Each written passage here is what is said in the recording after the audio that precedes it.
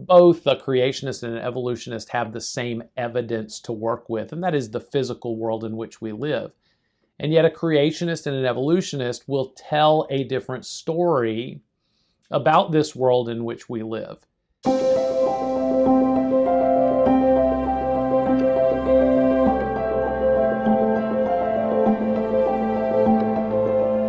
Thank you for watching the Professor's Podcast today, where we connect the Bible to life and culture. Today, I'd like to begin a series of videos talking about our worldview. And specifically, I'd like to talk about the Christian worldview, or what would be these essential components of a Christian worldview. Whether or not you have ever considered it or thought about it, every individual does have a worldview. That is, there are a certain set of assumptions or presuppositions that every individual makes, and it informs the way that they view the world. James Sire, in his classic book, The Universe Next Door, defines a worldview this way. He says that it is a commitment, a fundamental orientation of the heart that can be expressed as a story or a set of presuppositions, and that we hold about the basic constitution of reality, and that provides the foundation on which we live. Now, Dr. Sire's definition is granted a little complex because he is trying to include all these various elements that are related to the way that we as individuals view the world. I would basically simplify that definition slightly. And what I would say that a worldview is that a worldview is an explanation of reality which can be told as a story and which represents a person's core beliefs about his relationship to that reality. Think about the distinction between a creationist and an evolutionist. Both a creationist and an evolutionist have the same evidence to work with, and that is the physical world in which we live. And yet a creationist and an evolutionist will tell a different story about this world in which we live. And that story that they tell will also reflect some very core beliefs that they have about their relationship to this reality. And so a worldview, even if we have never put it into words what our worldview is, we all have one. And that worldview is critical, it is crucial, and it shapes our understanding of the world in which we live. It actually shapes our understanding of several things. For example, our worldview affects or shapes our understanding about how the world works. What laws and natural or spiritual processes govern this world, its outcomes, what happens. So it affects basically our perspective or our understanding of how the world works. For an evolutionist, how the world works is simply through natural process, and that is all that there is. For a creationist, he understands that there is more at work in this natural world in which we live. There is a dimension, if we could say it that way, a spiritual aspect to the world in which we live. And he understands that. So it definitely affects how our understanding of how the world works. It also shapes and affects our understanding of why the world works the way that it does. In other words, what forces are behind these processes and outcomes. For an evolutionist, it's blind chance. In other words, there may be a natural selection type idea, the survival of the fittest, that may be the case. But otherwise, random mutations and chance have basically led to and shaped the world in which we live. And for a creationist, it's very different. Sees the processes and the outcomes, why the world works the way that it does, is governed by something much more transcendent than that. A creationist does not exclude natural process, but does not confine it to natural process. So a worldview affects our understanding of how the world works, why it works the way it does. Our worldview affects and shapes our understanding of what is right and wrong. In other words, what values or judgments tend to govern this universe. Again, for an evolutionist, there are no values. There are no judgments that govern except for the value of the best, what is most fitted or most suitable for surviving. The creationist looking at the Bible, understands very differently about that. And then also, what is our responsibility to this world? Because of we understand why the world works the way it does, how it works, what is it that's governing that? And we have to put ourselves into that story that we tell ourselves, and what is our responsibility to that? So our worldview, again, whether you have articulated it or not, all things being equal, you do have one.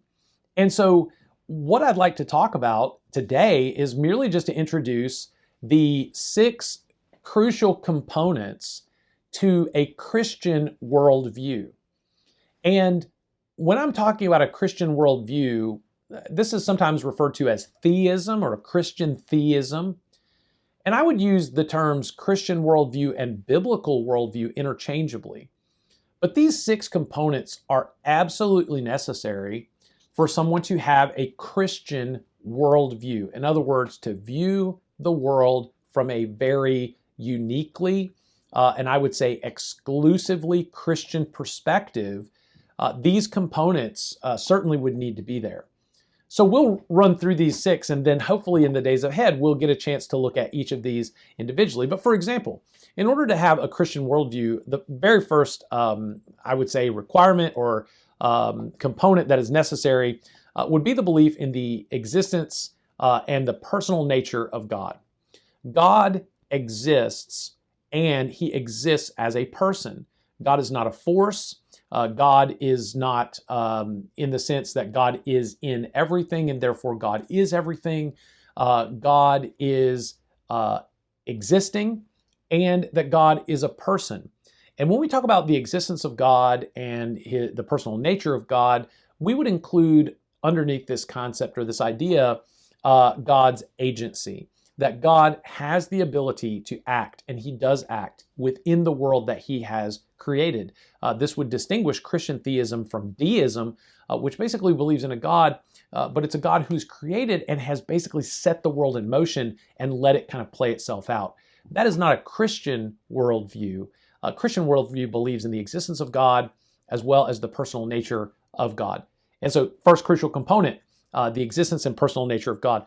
Second important component of a Christian worldview deals with the concept or the idea of knowledge. In other words, we can know the world around us directly. Now, every individual may have different lived experiences, so to speak, and we all may have different ways of explaining or describing perhaps even the same event. We are all individuals, unique individuals after all. And so I may see an event happen and I may give words and description to that event, and you may see that event and give words and descriptions of that. But at the end of the day, the event is the event. Take the assassination of Abraham Lincoln. Think about those who were sitting with him in the box from where he was viewing the play. Think about those who were in the audience down below. Think about those who were the actors on the stage. Every single one of those groups, for example, would have had a unique perspective on the assassination of Abraham Lincoln. But at the end of having told those stories or heard those stories, we would be able to conclude the reality of the matter is that Abraham Lincoln was assassinated that night. And so we may all have different perspectives, looking at things from a different way, and we may even have a different way of describing a particular event. But friend, we can look at the world, we can know the world as it is in reality, and that assurance of knowledge is a very crucial component to a Christian worldview. If you want to know if it is raining, then just go outside and see if you get wet. You can know the world directly as it is, and that is so critical when we think about a Christian worldview. Third, a Christian worldview involves the component of absolute moral truths. Absolute moral truths. That is, there is an absolute right and wrong within the world in which we live. Now, for a Christian worldview, the standard for right and wrong is God himself and the revelation that God has given about himself in the scriptures. Basically, without an objective standard, all of our moral judgments are simply opinions. I was discussing with a man one day about the matter of murder.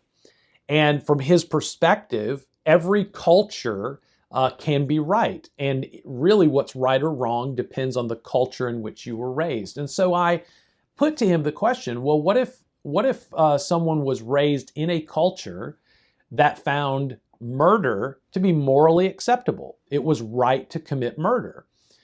You've been raised in a culture, and I would assume that you would say that murder is wrong. And of course, he agreed that murder was wrong. But yet his response was that here is a culture in which someone was raised, and they were raised in a culture, hypothetically speaking, where murder was appropriate, murder was approved, it was okay to do. And yet he said that he knew that murder was wrong simply because of the way that he was raised, and that murder was wrong regardless of wherever it was taught that it was okay. So here he says that all cultures are the same. You know right from wrong because you're raised in a particular culture. And yet when given the hypothetical about being raised in a culture where murder was appropriate, he was still unable to say that murder was right for them, even though it was wrong for him.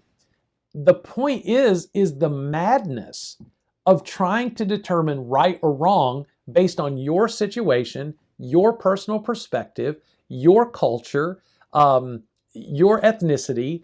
That doesn't determine right or wrong. There has to be an objective standard, something outside of ourselves that points to what is right and what is wrong. Again, kind of pointing back to James Sire's book, he says there is an absolute standard by which all moral judgments are measured. And God is that standard. The reason that we know that murder is wrong is because God has given a revelation that says, thou shalt not commit murder. So we can look to that objective standard, something outside of ourselves, and we can say, okay, murder is wrong. So a Christian worldview holds to the concept and the idea of absolutes, absolute moral truth, absolute right and wrong. And that is true for all people, all cultures, all times. So absolute moral truth. Number 4, the Christian worldview holds to a distinct belief about the human race. Human beings possess an inherent dignity, yet they are sinful. Now, the Christian worldview is informed, of course, by the Bible. And the Bible says that human beings were made in the image of God. That is, every human being possesses an inherent dignity because he is a created being and created in the image of God, male or female. And so because of that inherent dignity, human life has a certain sanctity about it. It is different than the rest of the life in creation, whether that's birds or fish or other mammals. Human beings have an inherent dignity to them, and yet they are sinful. There are shortcomings in every human being that's recognized. And so mankind possesses an inherent dignity and yet is sinful. That is a unique perspective in the Christian worldview. Number 5, another component to a Christian worldview is that there is an eternal reality beyond this present reality. We would oftentimes refer to that as the afterlife, or to eternity, or to heaven. But there is an afterlife. There is an eternal existence beyond the existence in which we live. So that what we do in this life certainly does matter. It matters for the next life, and it matters because this is the only life that we get to make any kind of impact or any kind of change for the next life. So the Christian belief in the afterlife, the Christian belief in an eternal existence after this one, is vitally important for our current existence in this life. Sometimes people talk about Christians being so heavenly minded that they're no earthly good. And I do think that I understand what people sometimes mean by that. But can I just say that a Christian who is heavenly minded, who is thinking about eternity, who's thinking about the afterlife, will probably be of the greatest good for this life, because he understands that everything that he builds and does in this life is simply paving the way and preparing for the next life. And so a critical component to a Christian worldview is the belief in an eternal existence beyond this life. Finally, a Christian worldview, sixth component here, is that God has ensured a path for human beings to be right with Him and to secure their place in eternity with Him. This is referred to as salvation, sometimes reconciliation or redemption, but it is the Christian belief that there is a way God has made for us as human beings to be right with Him in this life, and to be right with Him for all of eternity in the next. And that way is an exclusive way. The Christian worldview leaves no room for other ways to God. There is one way to God, and that is Jesus Christ. In John 14, Jesus said, "I am the way, the truth, and the life. No man cometh unto the Father but by me." And so a Christian worldview will take Jesus' words seriously and recognize and understand, number one, there is a way to God. God has made that way. But a Christian worldview will also look at those words, not only that God has made a way, but God has made an exclusive way. And it is exclusively through the person of Jesus Christ that we can be right with God in this life and be fully prepared to enter the next life right with Him and spending eternity with Him. So a Christian worldview, how do you view the world? How do you see the world? What are the processes, natural and or spiritual, that are operating and leading to particular outcomes? How does the world work? Why does it work the way that it does? What is your responsibility to these processes, this outcome to this world? Your worldview shapes the way that you view the world.